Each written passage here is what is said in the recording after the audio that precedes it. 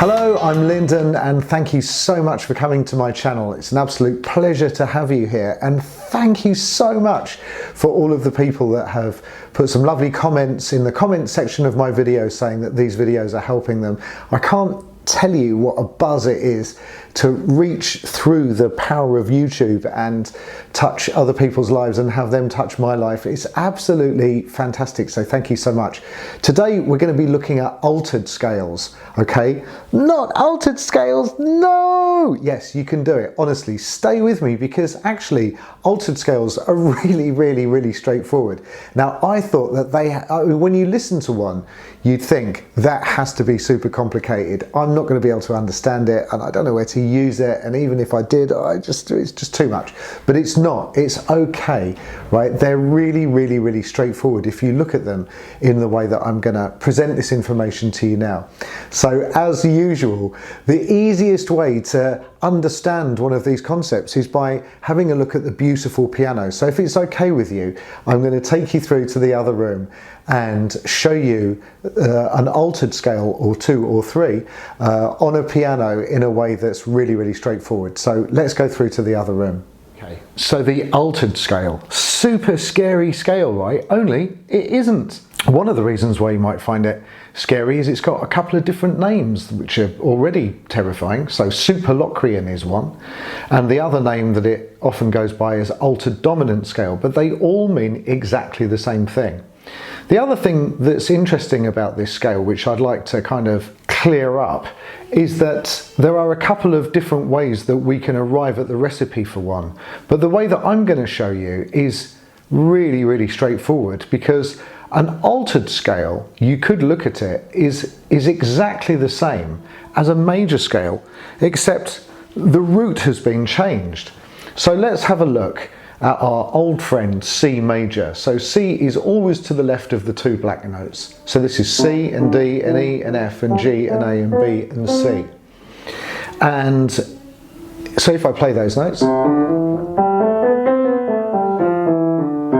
now if I want to make an altered scale in the key of C sharp, all I'm going to do is use the notes of C but starting on C sharp. So it's exactly the same bunch of notes but starting on C sharp. Have a listen, it sounds very different.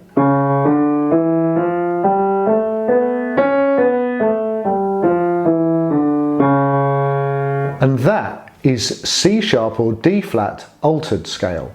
So C sharp altered is exactly the same as C major, except the root has changed, and now instead of having C as the root, you have C sharp as the root. So the notes would be C sharp, D, E, F, G, A, B, and C sharp.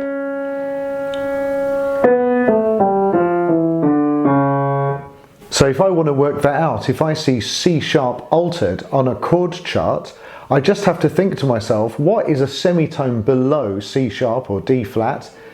And play the notes of the major scale, but instead of playing the root, play C sharp instead. So let's find another example. And the example that I'm going to use is F sharp altered.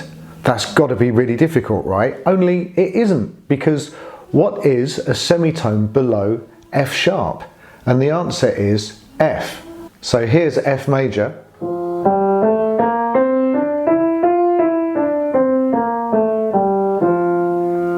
So F sharp altered would be the same bunch of notes but with no F and an F sharp as the root instead.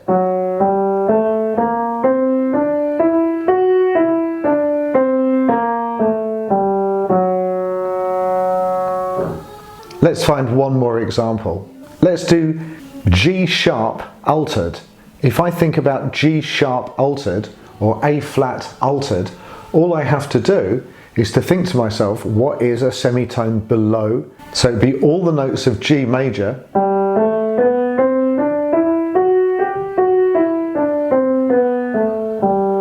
but instead of the G, I'm going to substitute the G for a G sharp, and that will give me G sharp altered.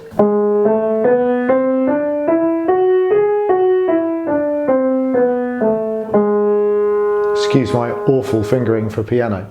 So that would be G sharp altered. G sharp altered is exactly the same as G major, but starting on a G sharp, substituting the root. And it really is as simple as that. Okay, so welcome back. And isn't it so obvious? It's just really straightforward.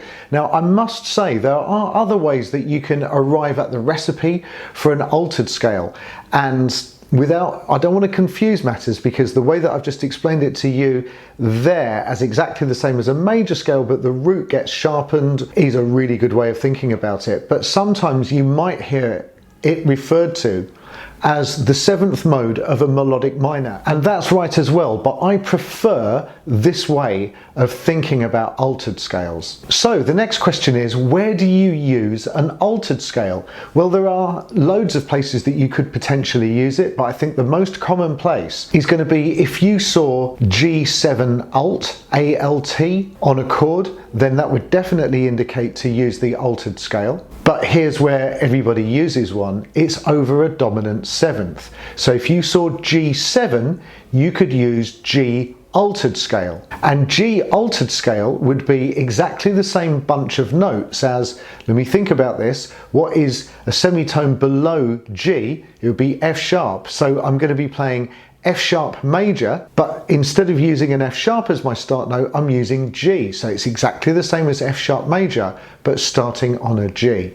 So what are the notes of F sharp major? You've got F sharp, G sharp, A sharp, B, C sharp, D sharp. Now they call it E sharp, but it is effectively an F and F sharp. So now my notes are going to be G, G sharp, A sharp, B, C sharp, D sharp, E sharp or F, and G. And that would be G altered. And I'm going to use that over my dominant seventh chord. So let's hear what that would sound like on a tenor saxophone.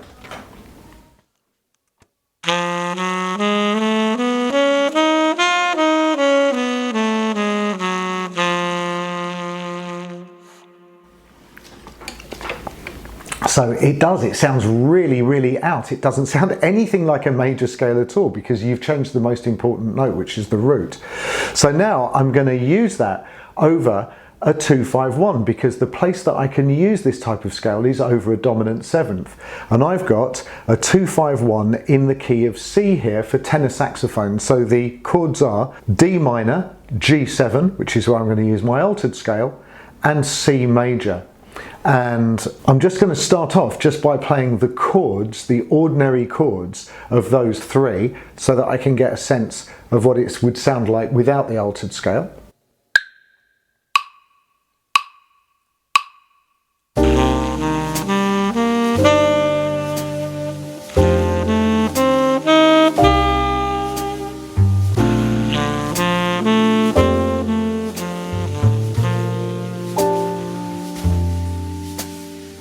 And I missed the C, as you heard.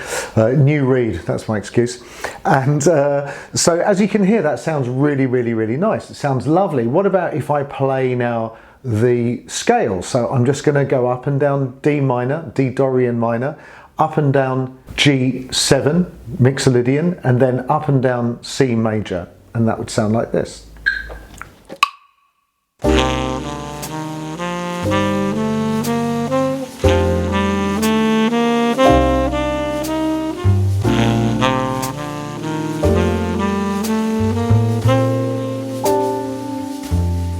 Do that again.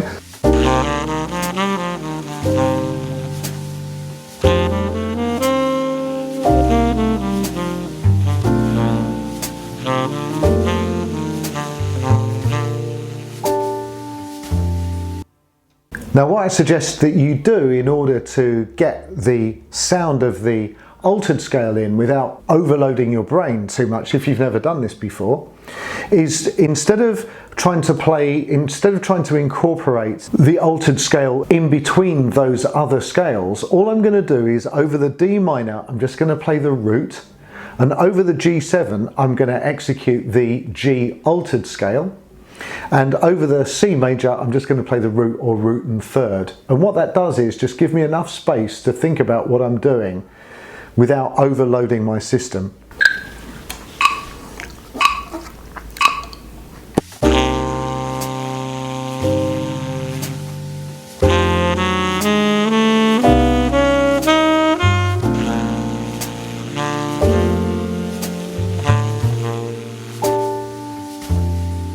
And then if I'm comfortable with that, I could maybe play the chord tones of the D minor, then the scale of the G altered, and then the chord tones of the C major, and kind of up the amount of effort that I'm asking my brain to make, which is, for my brain, it's nearly exploding as it is. No, it's not, it's okay.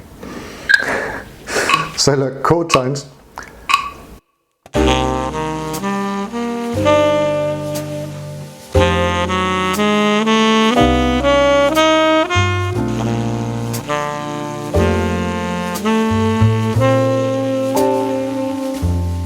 Again.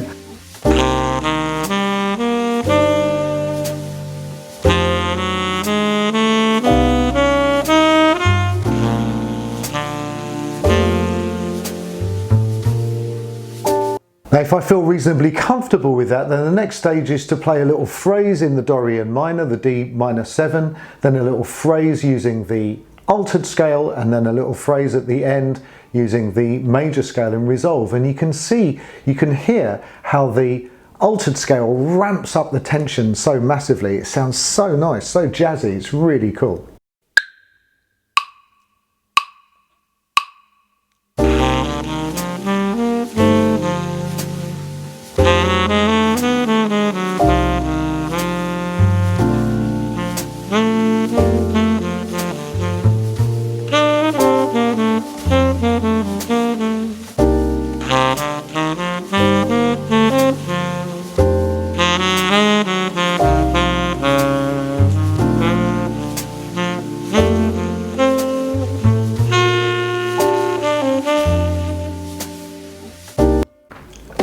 Doesn't it sound lovely? It sounds so nice because those notes are effectively wrong notes. The notes of the altered scale have got nothing to do with the family of notes of C major at all. And because of that, it creates a huge amount of tension, which sounds really, really lovely.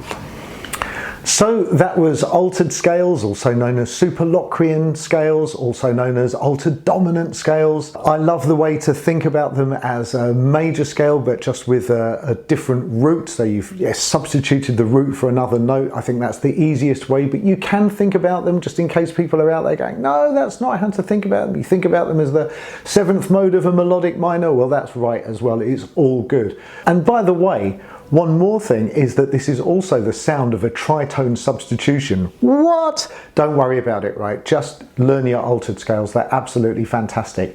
Once again, thank you so much. I'm just absolutely blown away with all of your lovely comments and support. If there's things that you would like to learn, or there's things that I can help you with, then put them in the comments below, because I aim to respond to everybody's comment as quickly as I can. Even sometimes in the night, if I see that I've got a comment up and I wake up in the night, I'll try and respond really, really quickly. Thank you so much. Thank you for the people that have bought me coffees and supported me on this channel. It's just been such an incredible journey so far.